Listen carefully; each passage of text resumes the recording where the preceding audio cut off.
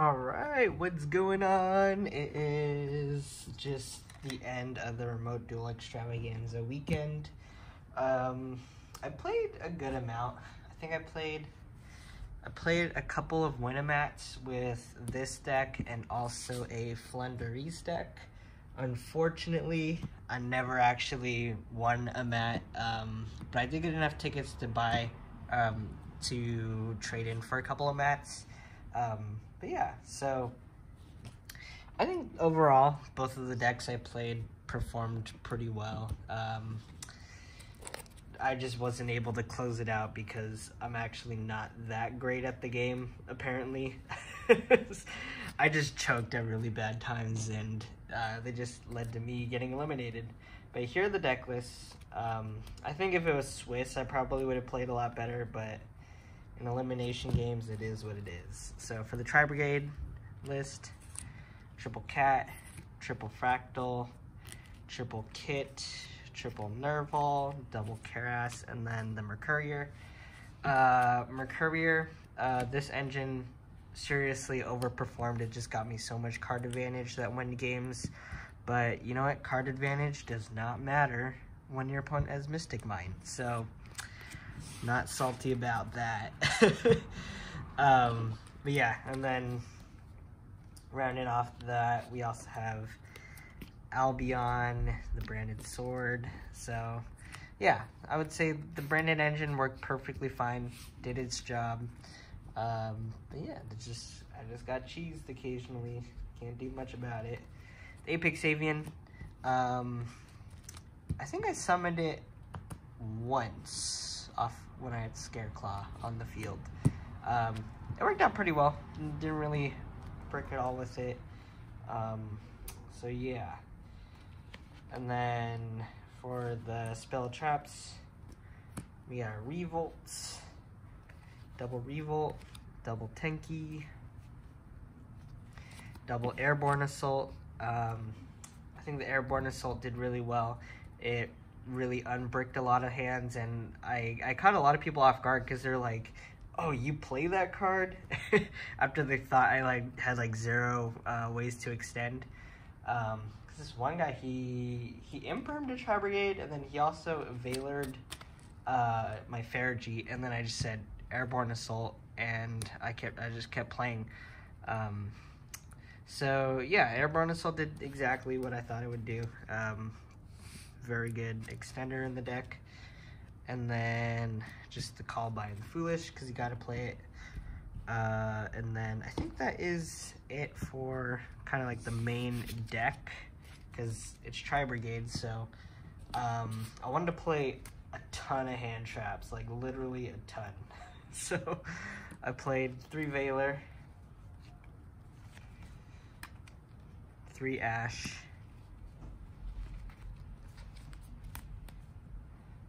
3 Imperm, 3 Nibiru, double Ogre, and Crow. So 15 hand trap lineup. I think I looked at it like a Yu-Gi-Oh probability thing, and it was like 90% chance to open up 1 hand trap. It was like 60 to open up 2, and I think like 15 or some 12 something percent, 15, 20%, I don't know, to open up 3. But the main thing I was looking at was I have a pretty good chance of opening up 2, and then a really, really, really good chance at least seeing 1, because in this meta, if you don't see a hand trap, you lose. So played 15, total 42 cards in the deck. Yeah, I think the ratios are pretty good. If I were to cut anything out of the deck to get it to 40, probably be the ogres. You don't always need them, but they're good against the Fateful Adventure stuff. But so are the Veilers, so whatever. So yeah, so there is the main deck. Extra deck. Tri-Heart. Very good. Some people just couldn't out it and won me games. Shurig, awesome card. I play 3. You're gonna go through 1 in your combo. Another 2 you'll go through at least one more on your opponent's turn, and then you want one for your turn when it comes back to you. I ended up playing 2 Bear Broom, 2 Farragy, just have lots of Link 2s to go into. Also had Dragon Lords and Win. I put the Win in because I decided to put Barrier Statue in the side deck, and because it could steal games if your opponent's not expecting it. Almirage, Access Code Appaloosa, and then Rugal and Doomeagle. So there we go. That is the profile. Oh yeah, I guess the side deck I ran with this particular deck was the anti-spells plus the Barrier Statue, TC Boo because it's good, and it's really good against some decks because some decks just lose if they can't put out more than one monster. Token Collector for the Sword Soul and Adventure matchup. D-Barrier, only played 2 because I wanted the Stormwinds, and the anti back row cards. So yeah, that is the first deck list. This is a double deck list day. So let's just convert the deck into what I played.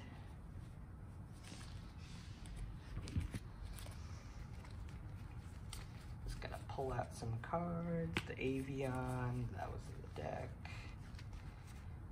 And also, is it just the Avian?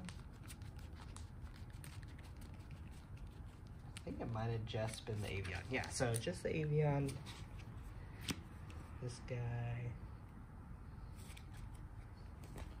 These ones are here.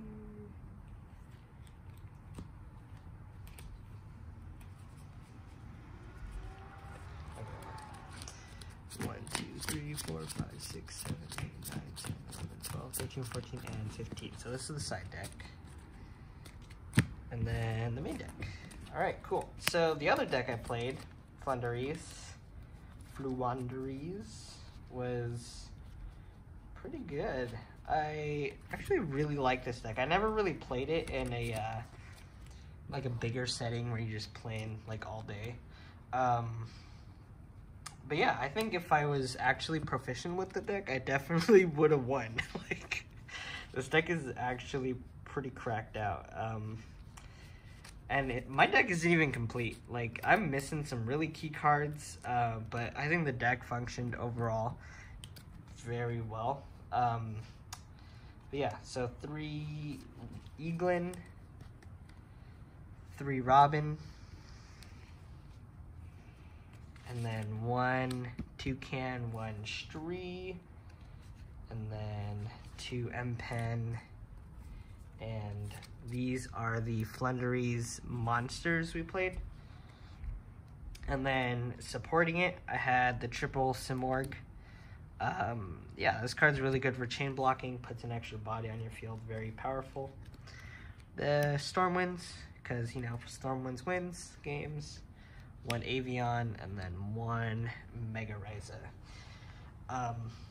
So yeah, honestly, very happy with this lineup. I am missing the field spell for this card, so I can summon it. I just can't search for the field spell, which kind of sucks. But yeah, honestly, Flunder was very good. Performed very well. Same deal as the tri-brigade. Just my skill in the game is just not where it should have been for this tournament. I just wasn't able to close it out with wins. So for the hand trap lineup, I know, this is so bad. Double shifter and 1 retaliating C because I don't have the 3rd shifter. But this does almost the same thing that it would do in most matchups, because I think most decks have a spell that special summons a monster. So pretty much what the difference between retaliating C and dimension shifter is, you can only activate this if your opponent activates a spell that special summons a monster. but then it just, same thing, it just banishes everything. So, very budget option. Honestly, it didn't even come up because I just ended up drawing the regular dimension shifters. But yeah, it worked out. And then for the spells and traps, the Flender spells and traps, I played 3 of the Advent, 3 of the map. And then the continuous spell and the Dreaming Town, yeah, it's pretty good. And then the other spells we played and traps. For the traps, I main decked 3 Harpies because it is very good. It's a super good blowout card. I realize now I totally activated this with Robina in a Flender mirror batch, and neither me or my opponent caught that you had to have a wind wing beast. Yeah, I just had the Robina on my field and we let it go through. So you gotta look out for that. Make sure it has to have a wind wing beast in order to activate this. But I also main decked 3 Dark Ruler. Turns off boards, lets you play. It's good going second. Harpy's Featherstorm, also pretty underrated going second. Yeah, you just set it, activate it on your opponent's turn when they try to kill you, and they can't kill you. And then you play your turn, and then you win games. And then as far as other cards go, played 2 Book of Moons. So in this deck, you have a lot of ways to dodge Imperm and Veiler. You got the books, you got the Advents, and you have the Simorg. So that's 8 ways to get out of Veiler or Imperm, which are the ones that kind of hurt you the most. Because everything else you can just chain block. And then I played 6 pots, 3 duality, 3 extravagance. I don't own prosperities because I'm not rich. And yeah, worked out great. Would I have liked the prosperities over the extravs? In some cases, yeah. But it worked out. Well, I guess it didn't work out because I didn't actually win a mat. So maybe. But if I were to replace it, I would probably I'd probably keep 1 extrav and then take out these 2 and put in 3 prosperities, and then yeah, that would be 41 cards. So this is I think that's 40 right there. For the extra deck, gosh, it doesn't even matter what's in your extra deck. I didn't go into it once. Let's see, what was in my extra deck? I think I had an access code in there. Okay, extra deck doesn't matter. Never went into it. There were times where I could have went into it, but the only real things you have to know is Nightingale, Downard, Zeus. Yeah, if you have birds and you would rather go into a Zeus over anything else, you can get Zeus. And then double M-Pen can turn into Super Dreadnought Cannon Gustav Max and Lieb. And then Harpy Conductor. Let's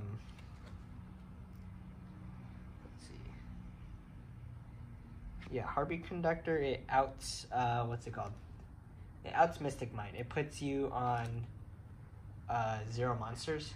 So when your opponent activates Mystic Mine, go back to your turn, you could just activate Harpies.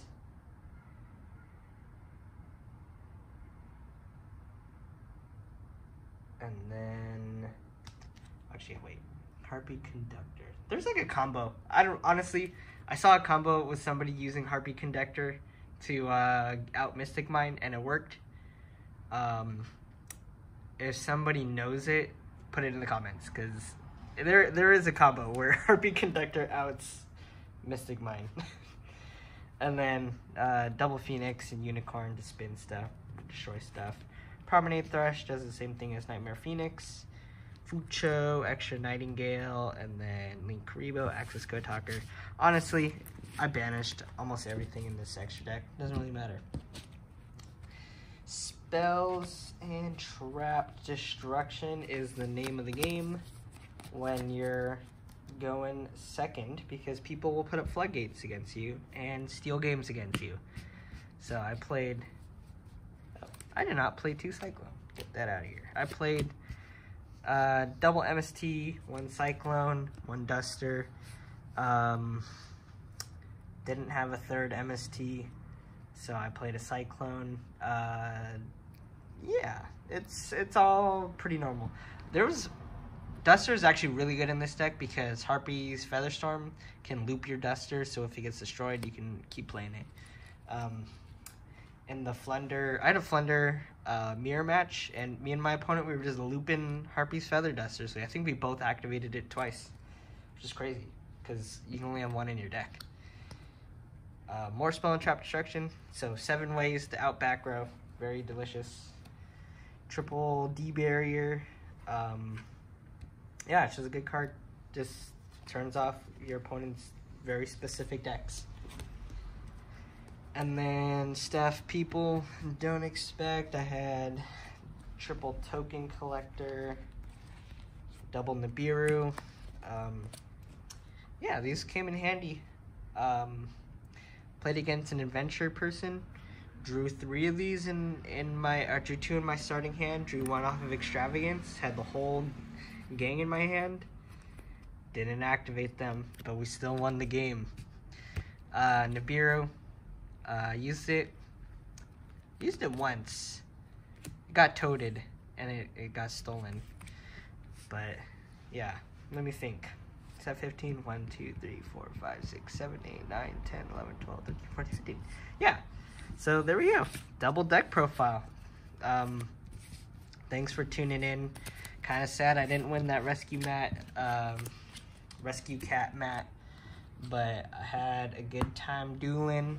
Don't get to duel much nowadays, so take it when I can. And peace out. Let me know if you have any questions in the comments. I'm sure there's a lot of suggestions for that super scuffed Flunderies deck.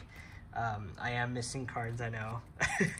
But yeah, if you have any questions, comments, or concerns, yeah, leave them in the video and subscribe. Peace out.